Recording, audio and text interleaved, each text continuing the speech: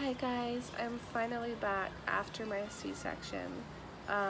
You're gonna have to excuse my voice. I'm yet again sick with some sort of chest problem. I think it might be from the anesthesia I had during my C-section and the oxygen mask I was provided, so just bear with me with the voice. My baby girl is here. I'm going to show you her at the beginning because I know you guys probably can't wait to the end. She's just sleeping in her little bassinet right now. My beautiful girl. My other daughter is over here. That's Chloe. So my daughter is named Sophie Rain. Sophie Rain Julia Norris, actually. And she was born at 7 pounds 8 ounces on May 19th, 2022. I had a scheduled cesarean set for May 11th. However, I got a call that morning saying that the doctors got my gestational age wrong and that I was 38 weeks and not 39. So then I had to wait a whole nother week to get to 39 weeks for my scheduled C-section. I could have come on here and made another video, but I just decided to leave it at that because my mom came to visit from England. I was trying to focus on spending time with her and focusing on my daughter and my partner. Sorry, I just sometimes get like sudden waves of pain following surgery. So if I move funny out of nowhere, that's why. I'm also extremely tired, so you're just gonna have to deal with that. Anyway, I just thought I would come on and share my C-section story and how it went. I'm not gonna give too much information about how my life is going now with the whole breastfeeding. Like, I'll give you the short kind of version of that, but today this is just about my C-section story.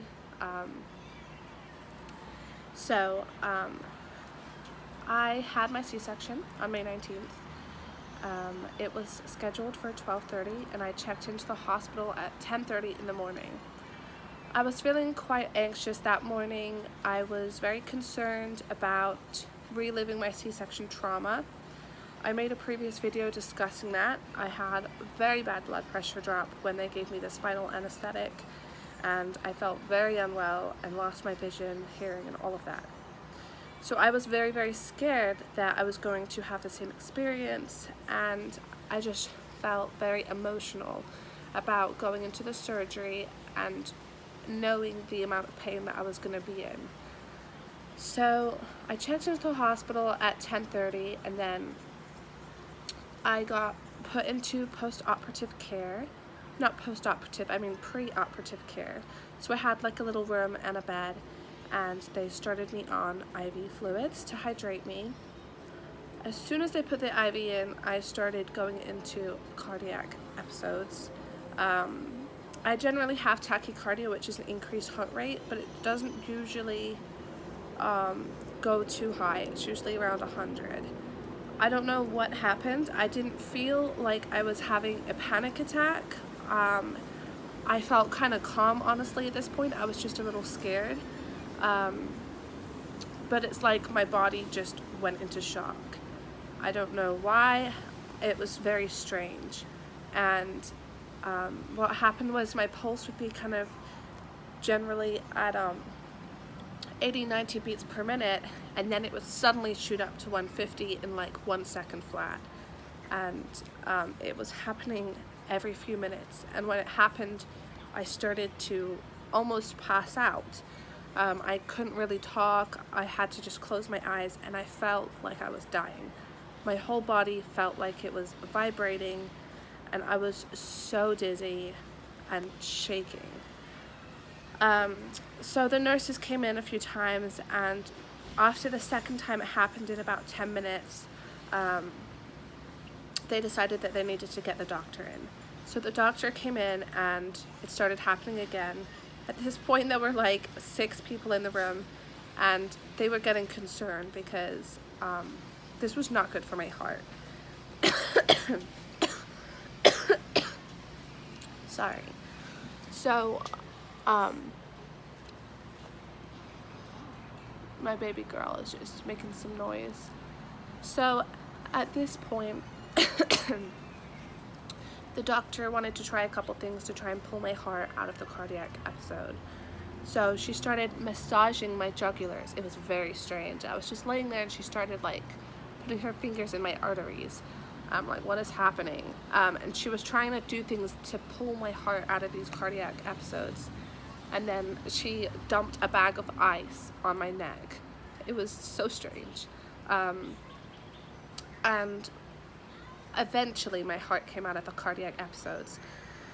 And they did an EKG and everything. It was very scary because my heart only started to act normal literally 10 minutes before my surgery, and I was very worried that I was going to be put to sleep for my surgery or be severely unwell, because I knew that the spinal anesthesia was going to increase my heart rate and it was already having problems.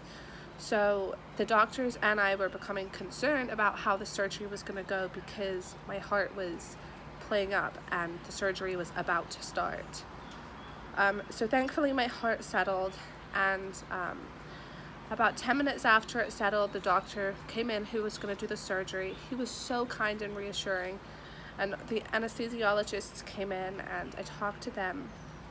I explained my trauma, my fears. I was telling them that I was very scared about hemorrhaging and dying and complications, and they were all so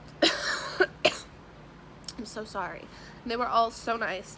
The male doctor was like, you're gonna be totally fine. I'm here, like, it's gonna be okay. I'm sure it's gonna go really smoothly. We're gonna make this like a really neat C-section scar. Like, he was so nice. The anesthesiologists were like, I'm gonna be here with you the whole time. I'm gonna hold your hand. They were all just so nice and supportive. So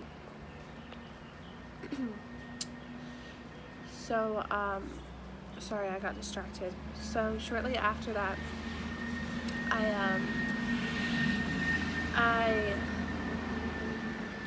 getting distracted, sorry. One of my neighbors walked past. So right after that, me and my partner had to separate for 20 minutes whilst they took me into the operating room and they gave me the spinal block. He wasn't allowed in for that, and I was very nervous to have to be separated for the spinal block. Anyway, I sat on the table and I bent over, and there were two anesthesiologists. One was putting it in my back and the other one held my hands, and she was so nice. I was literally holding her hands and I'm like, I'm scared. I really don't want to pass out. I'm really scared that I'm gonna faint. Like, I was a nervous wreck, and she literally held my hands the whole time, and she was distracting me talking about kids and stuff, and she was like, you're gonna be okay, we're gonna get this right, like everything's gonna go well. Huh? Okay. And she was like, I'm gonna be here for you the whole time. So here you go. I don't have a straw right now, Chloe. So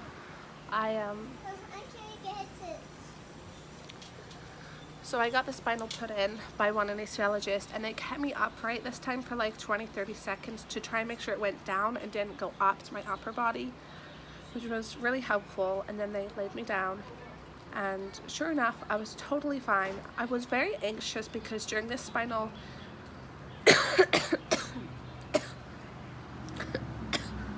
I could actually I could feel and I didn't feel pain, but during my last spinal they gave me way too much and I couldn't feel anything. I couldn't feel any tugging or pulling sensations like everyone talks about. I just felt nothing.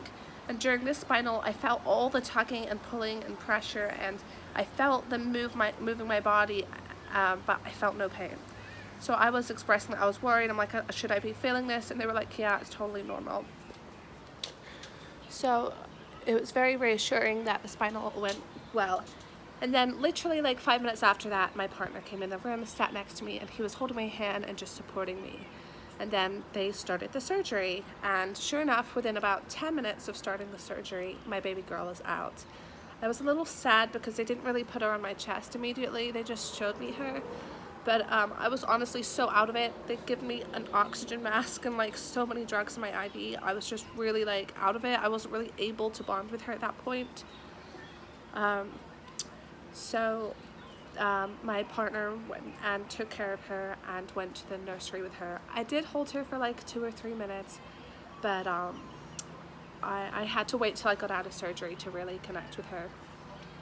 So then after he left, I would say it was like another 25-30 minutes of them stitching me up, and then they put me on a bed and took me into post-operative care.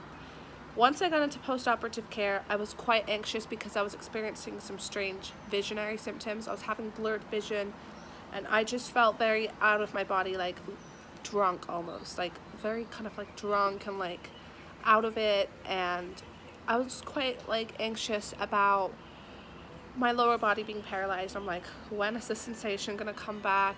Because I remember with my daughter, I started feeling my feet and legs pretty fast, and this time it took like 3 hours to get the sensation back in my lower body. And they were pushing down on my stomach every 15 minutes to make sure that I wasn't gonna bleed out and that my uterus was shrinking. Then 2 hours after being in post-operative care, I got wheeled into my hospital room where I was going to be staying.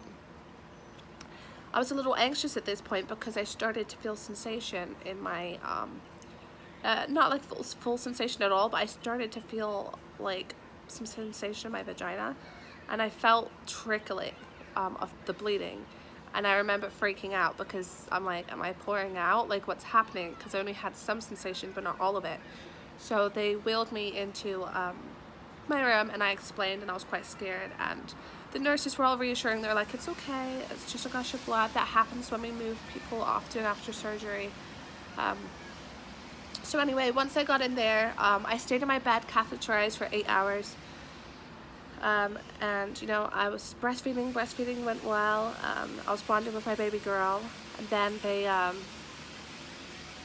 got me to sit up 8 hours after surgery. And at this point I was only on Tylenol because I just don't feel good on hardcore drugs, so I was in excruciating pain from just being on Tylenol right after surgery. And sitting up and getting in that chair was hard. It was very hard. And then after 12 hours, they removed the catheter, and I had to start peeing on my own. And it was so painful. The peeing was extremely painful for about 3 days after surgery. And I was walking on day 2. Walking was very painful, very, very sore. There were times where the pain was so bad that I just felt like I couldn't really cope anymore.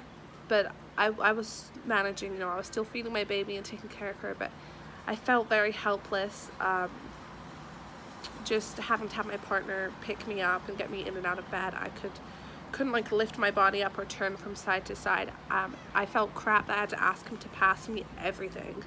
Like every time he sat down, I had to ask him to pass me something else, and I was very frustrated at that. I did have a pretty bad headache as well from the spinal block on top of all of that. Anyway, after 48 hours, I was discharged from hospital, and once I got home, you know, it was an adjustment. I was still bleeding and in quite serious pain for the first couple days. Then, on day 5, I had a bit of an emergency. I thought the bleeding had stopped and settled, and then I suddenly started gushing blood. After a long day of walking, I got back to walking, doing house chores, and I started bleeding a ginormous amount, so I was admitted to hospital. I underwent some tests in the hospital, and they thought that I had retained placenta and tissues, but thankfully it turned out that it's most likely just blood clots, and I'm still being monitored to make sure. I'm trying to make the story somewhat fast because I'm just so tired and I gotta get back to stuff. Then yesterday was day 6, and I had no bleeding at all, and you know, very minimal pain. It's just the outside, like the outside of my incision that's hurting now. Today is 1 week postpartum, and I feel like I'm really starting to feel a little bit more normal now. I'm just extremely tired because breastfeeding has been hard. I've been exclusively breastfeeding, and I'm really happy to be able to say that, but at the same time it's extremely tiring. But you know, I'm so happy to have my baby girl here, and I'm just adjusting 2 kids. Now my mom has gone home, and my boyfriend's going back to work tomorrow. Anyway, I'm gonna make another video soon. I'm gonna go now. I'll show you my postpartum body and my baby one more time, and then I'm gonna get on with some stuff. So this is my body. Oh my god, I'm leaking breast milk. That's so embarrassing. This is my body 1 week postpartum. I'm still a little swollen, as you can see. There's just a little swelling going on here. This is just some gauze and stuff to keep my incision clean. And then here's my little baby girl. She's so sweet.